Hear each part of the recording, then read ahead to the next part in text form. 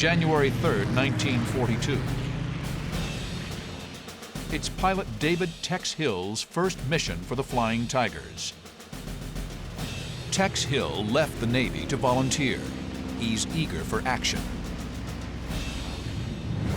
He and 3 other American pilots aimed their P-40 Tomahawks toward the Japanese airfield at Raheng, Thailand. The plan? Arrive at dawn and devastate enemy aircraft on the ground. Jack Newkirk, who was the squadron leader, and he had Bert Crispin on his wing, and Jim Howard leading the element, and I was on Jim's wing.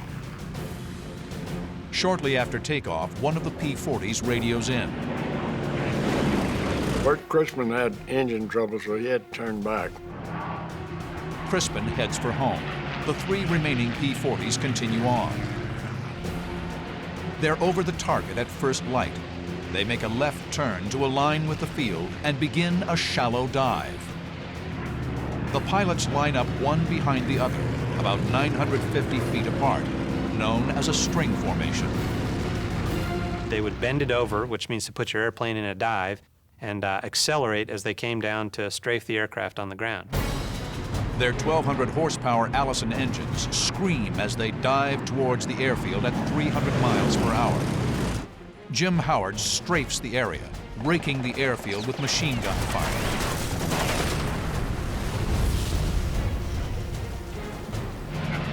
Tex Hill dives after him, preparing his own strafing run. But the run is cut short. Tex sees a Ki-27 Nate at 10 o'clock streaking in right onto Howard's tail. Jim Howard strafes the airfield. And the Nate pumps lead into him. Tex closes on the Nate's tail and lines him up in his crosshairs. Our ammo is loaded with every 5th round was a tracer. So it looked like just a big hose, you know, going out there. So I just looking right through the windscreen and following those tracers, and he blew up right in front of me. He blasts through the churning fireball. At the other end of the airfield, Jim Howard pulls up from his strafing run, intact. It's Tex's first victory, but there's no time to celebrate. Another Nate is at 12 o'clock high, directly in front of him. When I saw that other guy who was starting to make a pass on me, then I turned into him head on. It's a defining moment for Tex, when he would demonstrate perfectly the strengths of the P-40 over the Japanese Nate. The P-40 was built by the Curtiss Aircraft Company in Buffalo, New York. Claire Chennault obtained 100 that were originally destined for the British RAF. The P-40B was rugged, could reach 378 miles per hour, and was heavily armed with 2 50 caliber nose-mounted machine guns and 4 wing-mounted 30 calibers. It also had thick armor around the engine and cockpit to protect the pilot. Its opponent is the Nakajima Ki-27 Nate, which entered service in 1936. The Nate had an air-cooled radial engine and fixed landing gear. Its top speed was 305 miles per hour, and it was armed with one 12.7 millimeter and one 7.7 millimeter nose-mounted machine gun. The P-40 had better firepower and armor, but it was heavy and could not turn with the much lighter Japanese Nate.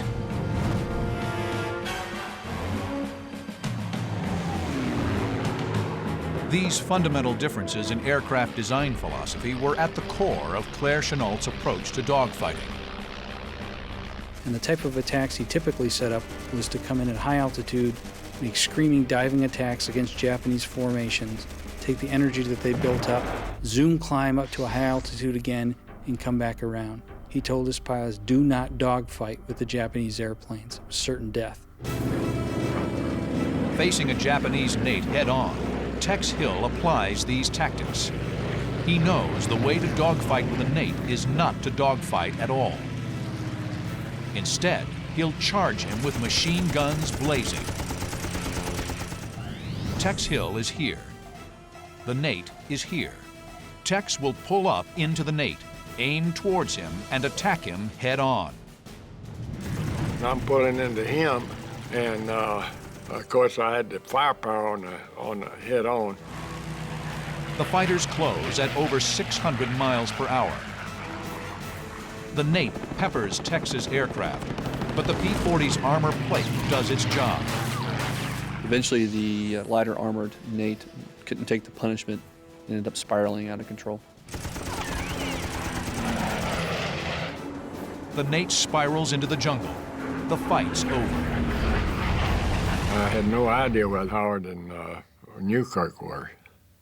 I just headed right home, get out of that area. Suddenly, Tex feels an intense vibration. His plane is shaking, unlike anything he's ever felt before. The instruments are probably just almost shaking out of the panel itself, and he's probably wondering if he's even going to make it back to base. He finally reaches Mingaladon Airfield, where Howard and Newkirk have also landed safely. He looks at his plane. He shot 33 holes in my airplane. Some of his bullets stuck in my prop, and it threw the prop out of balance. And I thought the engine was coming out of the airplane. The Flying Tiger's first offensive mission against the Japanese is a success.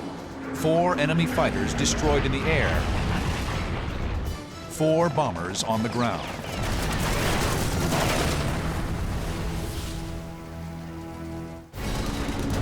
Kamikaze. A terrifying weapon conceived in desperation.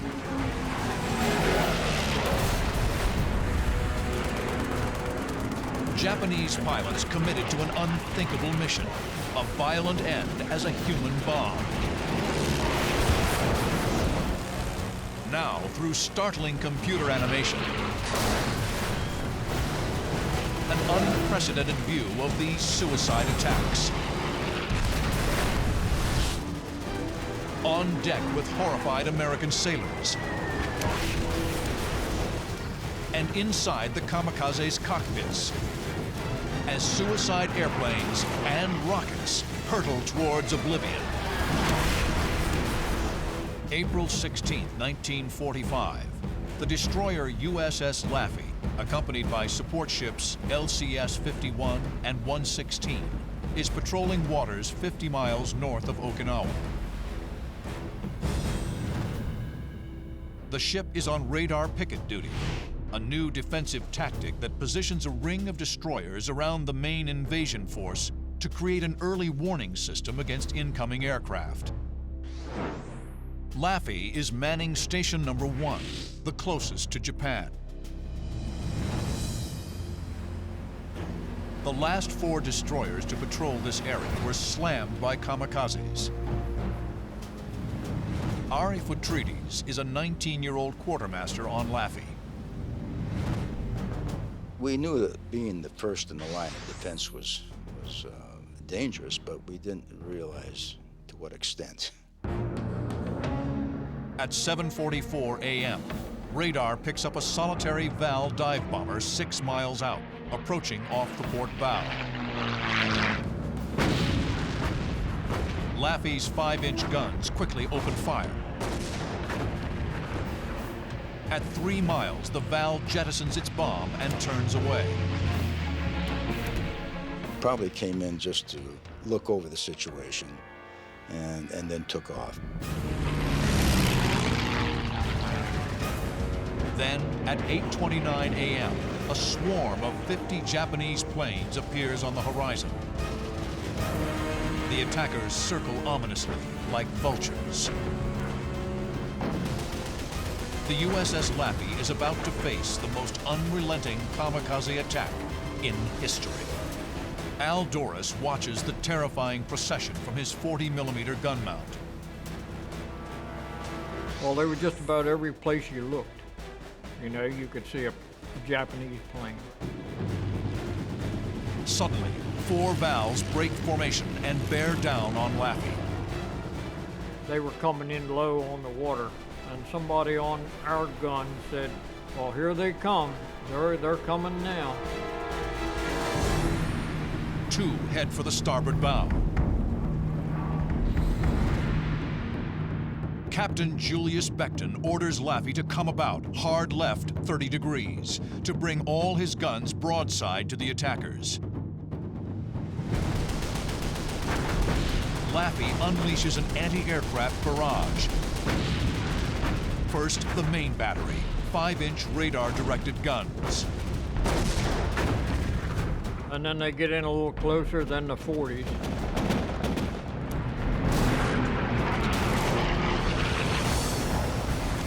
And they get a little closer, then the 20 millimeters will start rattling at them.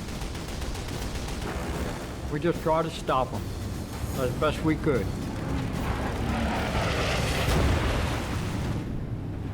Laffey splashes the first two attackers, but the other two Vals wheel around to come in from the stern. One Val sheds pieces of fuselage until its fixed landing gear catches the water. Tracers converge on the second Val. Laffey is barely spared a moment's respite before a Judy screams in from 90 degrees to starboard. Judys are a fast dive bomber, top speed 340 miles per hour. But this one's heading in at a poor attack angle. All of Laffey's guns can train their fire on the Kamikaze.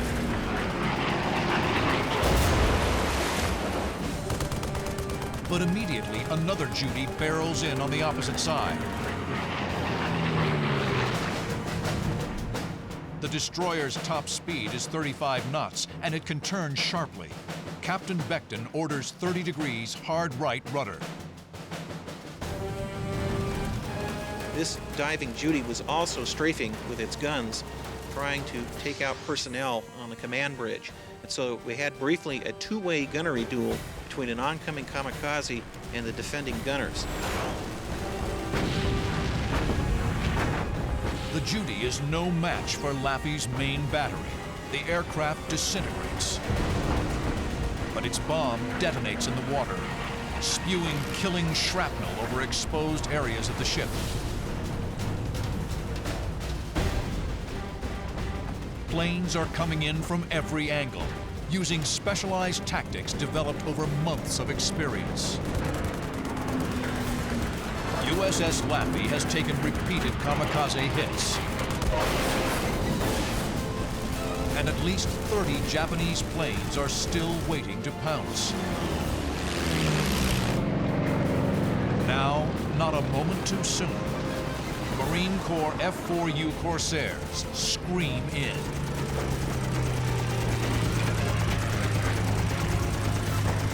We looked up and saw them.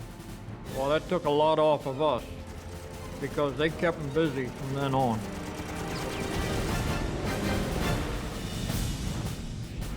The F-4U Corsair was one of the most advanced naval fighters of the Pacific War. Its distinctive bent wing derived from the clearance needed from its huge 13-foot propeller. The shape also reduced aerodynamic drag.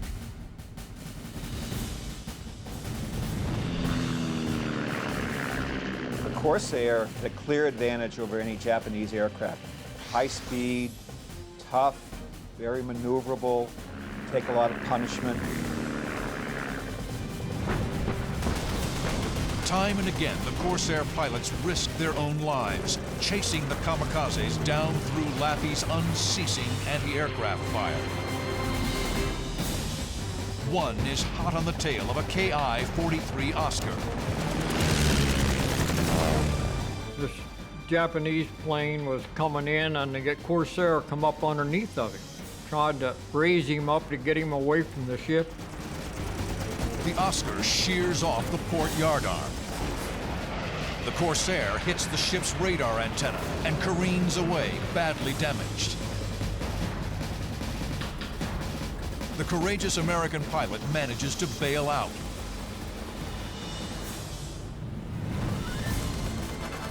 Suddenly, a Val looms menacingly towards the bridge, Ari Futridi's battle station.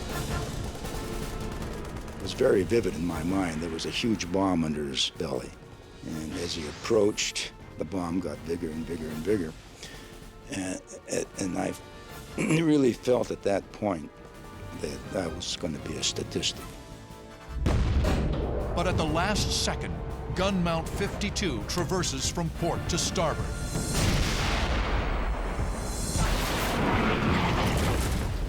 He hit the plane directly on the nose and it disintegrated.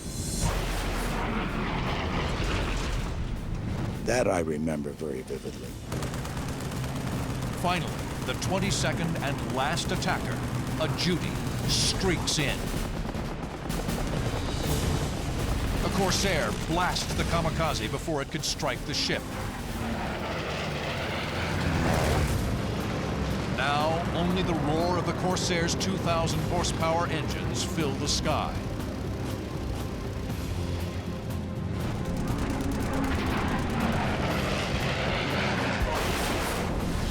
After 80 minutes of non-stop combat, 6 Kamikaze strikes and 4 bomb hits, incredibly, Laffey is still afloat.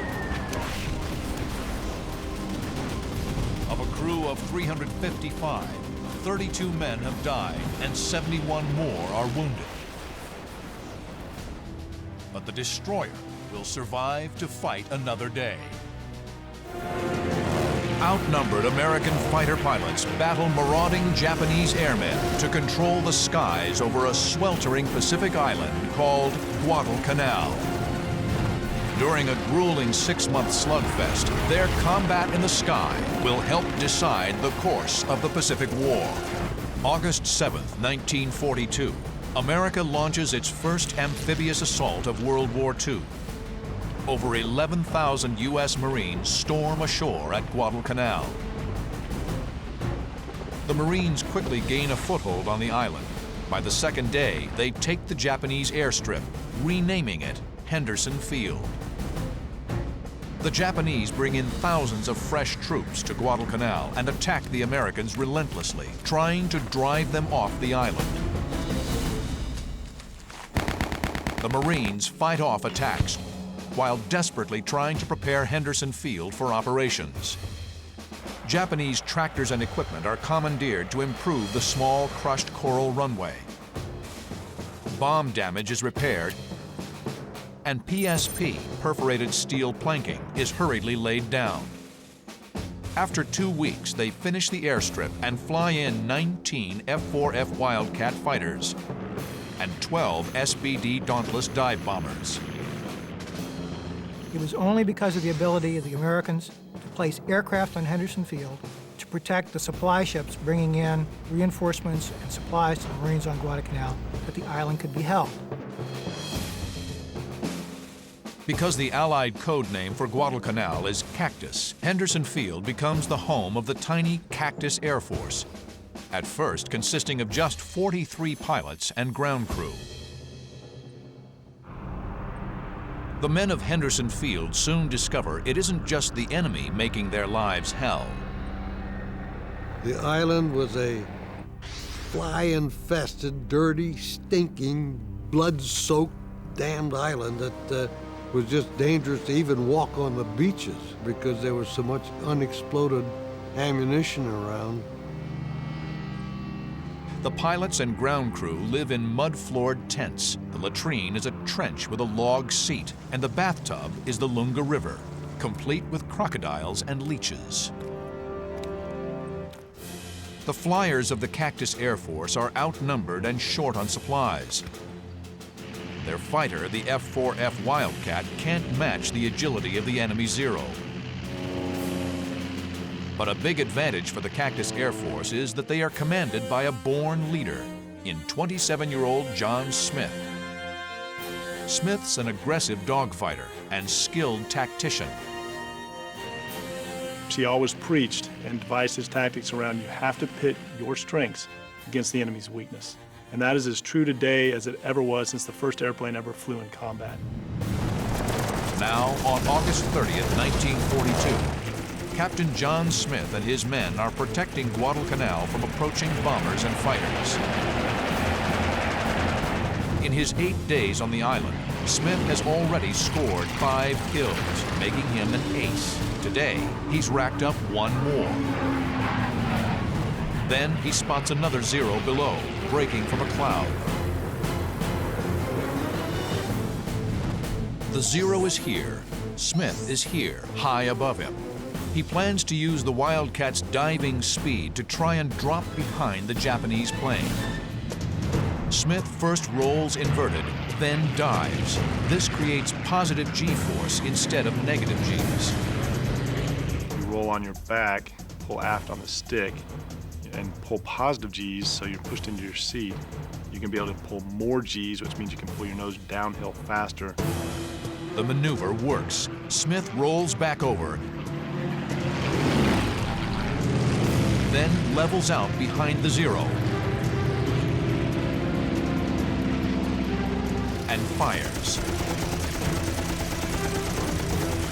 The Wildcat's 6 .50 caliber guns deliver 200 rounds in a 4-second burst.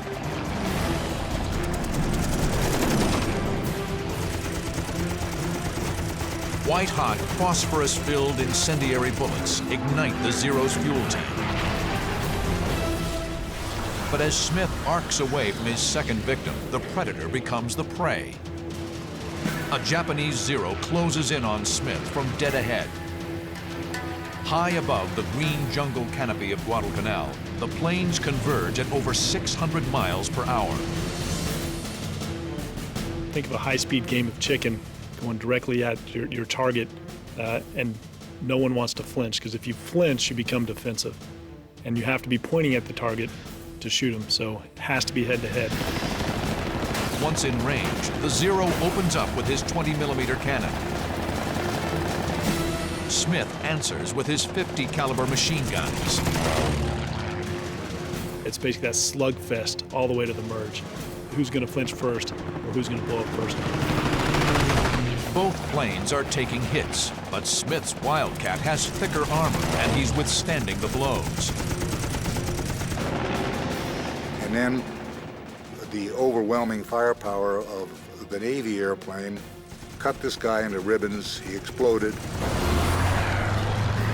And then what Smith did is dump the nose over very hard, very abruptly, and flew underneath the debris field and escaped.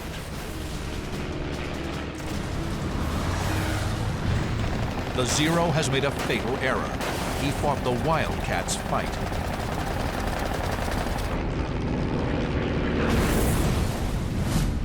Built by Grumman Aircraft, the Wildcat is first flown in 1937. The rugged plane features cockpit armor and self-sealing fuel tanks. These tanks are coated with layers of rubber that expand and reseal if they're punctured. The Wildcat faces the most famous of all Japanese aircraft, the deadly Mitsubishi A6M30. The lightweight Zero can outturn and outclimb the Wildcat, a lethal advantage in a dogfight. But its thin armor protection and lack of self-sealing fuel tanks means it can't survive a slugging match with the tougher Wildcat. Essentially, in fighter versus fighter combat, the difference between the Wildcat and the Zero is the difference between a battle axe and a rapier. They can both be effective, but they're used somewhat differently. The Zero is faster, more maneuverable, and can outclimb the Wildcat, while the Grumman is tougher, more heavily armed, and can outdive the Zero. Wildcat pilots in general would want to avoid returning fight with the Zero. That would not be their fight. The Wildcat with its 6 .50 cal machine guns, heavy body armor, heavy armor around the engine cowling, preferred head-on attacks, frontal attacks, and it would just basically plow through that Zero. The air battle of August 30th is a resounding victory for Smith and his pilots. They shoot down 14 of the 22 attacking Zeros. The Japanese bombers the Zeros were protecting retreat before reaching Guadalcanal.